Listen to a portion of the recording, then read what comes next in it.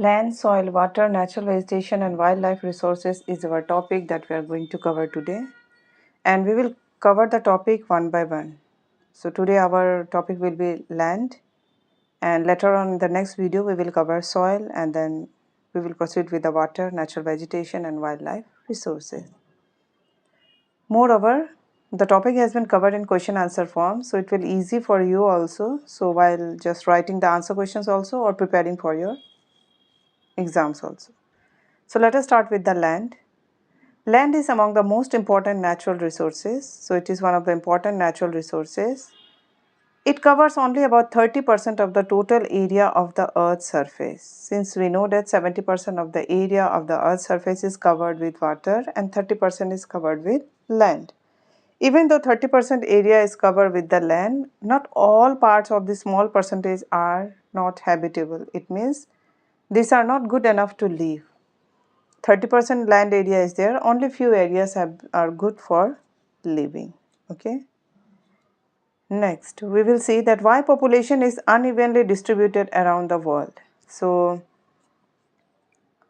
why the populations are uneven? Somewhere we see thick populations are there, somewhere we'll see thin population is there. What is the reason behind it? Let us see. It is mainly due to the varied characteristics of land and climate. So, since we find there is a lot of differences in land and the climate of other parts of the country, that's why we see uneven distributed areas.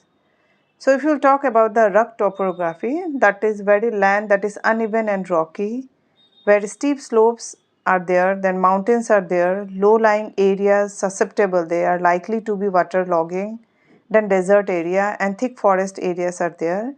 Then here normally sparsely populated or uninhabited. It means here population you will find very thin population, or they are scattered population you will find, or sometimes no peoples are living there also. So in this type of land, right?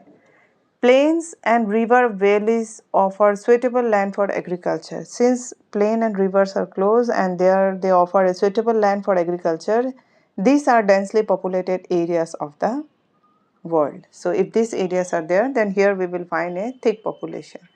That's why population is unevenly distributed around the world. Okay. Now, one more term that is came in the chapter is land use. Now, what is land use? Land is used for different purposes such as agriculture, forestry, mining, building houses, roads and setting up of industry.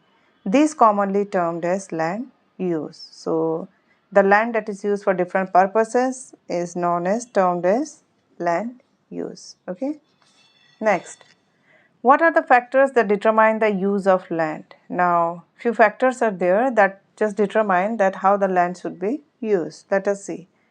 The use of land is determined by physical factors such as topography.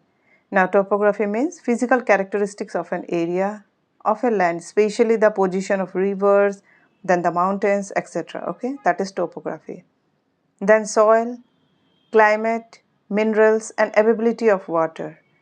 So if these things are there, the physical factors, then the use of land is determined, how the land is going to be used. Secondly, human factors are also there, that is such as population and technology are also important determinants of land use pattern. So the population and technology, what type of technology is using the people of that area also determine the use of land. Okay. So these are the factors that determine the use of land. That is the first of all, that is a physical factor, and second one is the human factor, right? Next, how land is classified on the basis of ownership. Now, land is classified on the basis of ownership, and on the basis of ownership, it has been divided into private land and community land.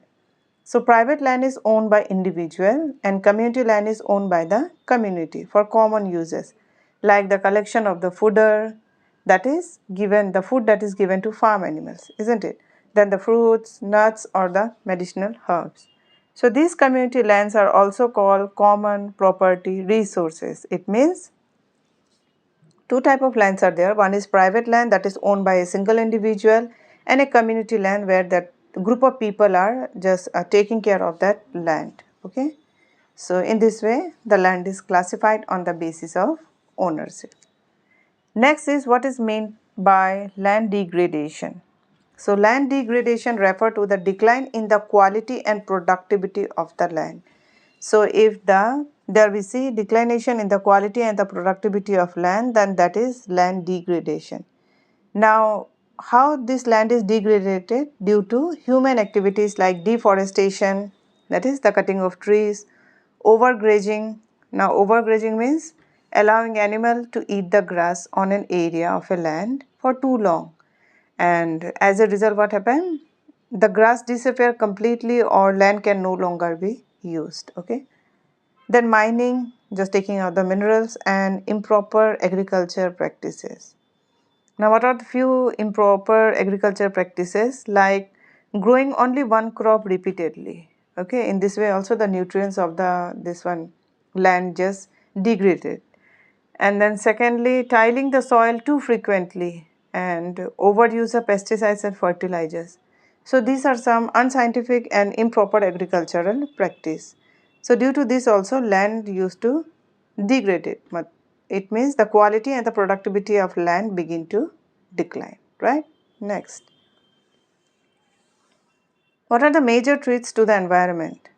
Land degradation, landslide, soil erosion, desertification are the major threats to the environment because of the expansion of agriculture and construction activities.